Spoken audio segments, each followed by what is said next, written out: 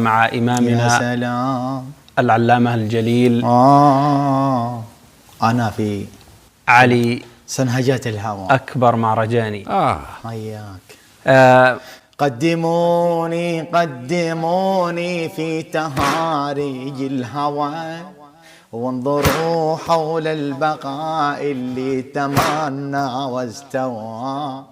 اقدموا نحوي ولكن بالدلا لا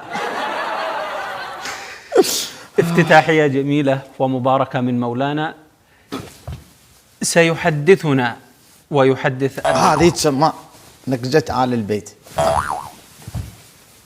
نقزة آل البيت، وهي ليست نقزة إلا في الحق، نقزة الحق. نعم مولانا هناك حديث ستستمر النقزة؟ لا سأضبطها. هناك حديث معك بلوتوث أرسلها لك زبية من آل البيت. نعم. إذا لم أضحك. نعم إذا لم تضحك فأنت آثم. نعم. حديث يقال فيه قدموهم ولا تقدموهم. نعم.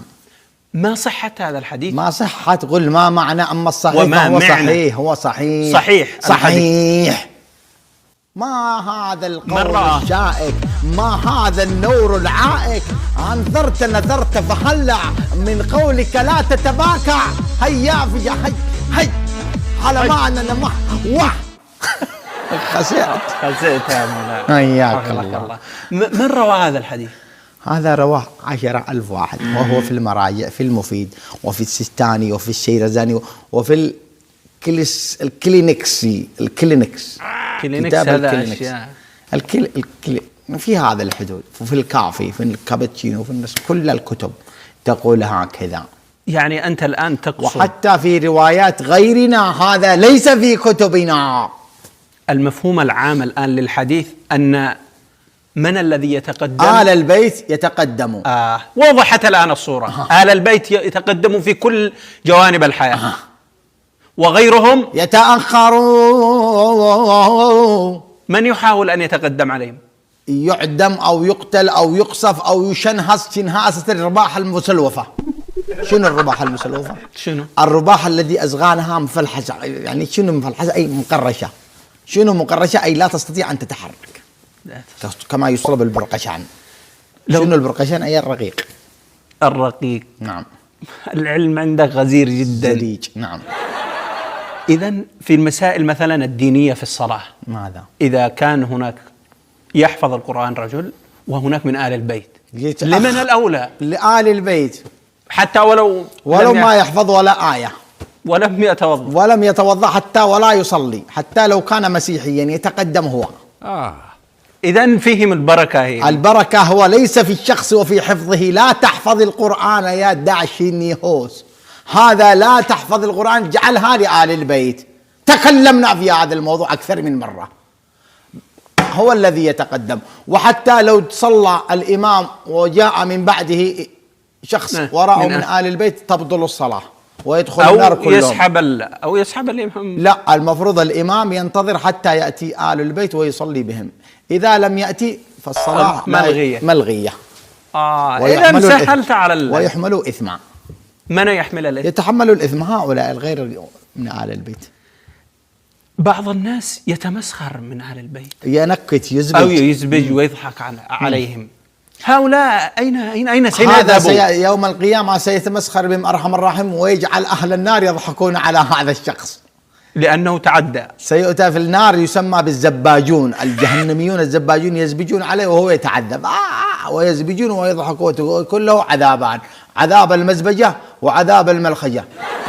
نعم. حديث هذا الأخيرة؟ أيوة موجود في الكلستين كتاب السير الزعز. زادك الله علما. وفي السيستاني موجود. لدينا اتصال. السلام عليكم. السلام ورحمة الله وبركاته. أنا شغال مدير عام، وعندي أحد الموظفين من آل البيت. لا لا لا لا لا لا لا لا لا لا لا لا لا لا لا لا. عندك أنت موظف، هو مدير وعنده موظف، وأنت من آل البيت. الموظف من آل البيت، وهو ليس من أهل البيت. خسئت، وخسئ من وظفك ومن علمك ومن رتبك ومن طرحك في هذا المنصبك. لماذا؟ لا يجوز أن تكون مدير عام ومعك موظف من آل البيت. لا يجوز أن تكون وزيرا وهناك مدير عام من آل البيت. لا يجوز أن تكون رئيسا وهناك من العامة من آل البيت. لا يجوز أن تستلم مرتبا وهناك من آل البيت لم يستلموا مرتب ولا معهم.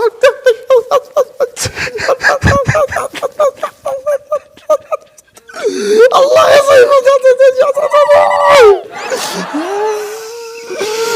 يقول لك أنه مدير ومعه من أهل البيت.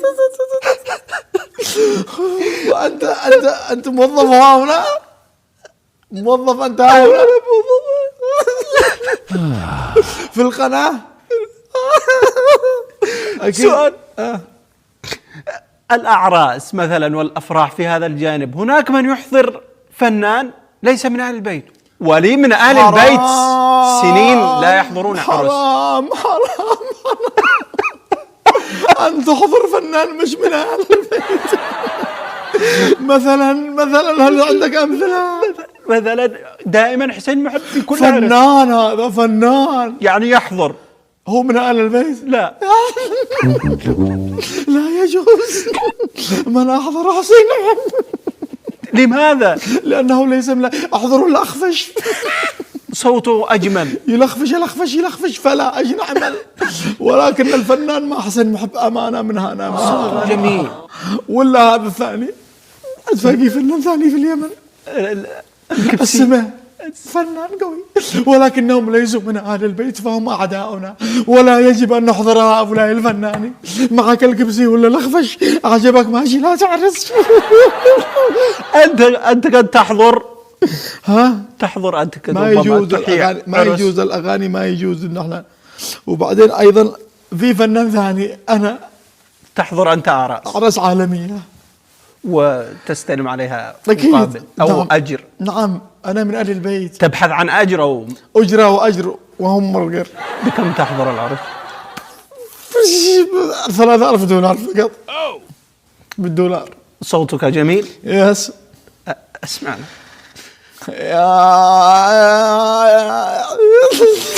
ذكرتني بحاجة. السؤال الأول الذي قال أنه من أهل البيت، قست القلوب، أصبح الموظف من غير أهل البيت، والذي هو في الشارع من أهل البيت. هذا الدليل على هذا موظف. أنت من أهل البيت صح؟ لا أنا مش من أهل، بس موظف. موظف ولست من أهل. وتستلم معاش وأستلم راتب. تستلم راتب وأنت لست من أهل البيت. وأنا لست لا. وأنا وغيري بغير رواتب. هذا بعملي. قم من هنا، قم. أعزائي المشاهدين، كما لاحظتم أننا في هذه الحلقة مظلومون على البيت. لا يجوز أن تكون هناك موظف ولا حتى ما نشتري كيف أختم.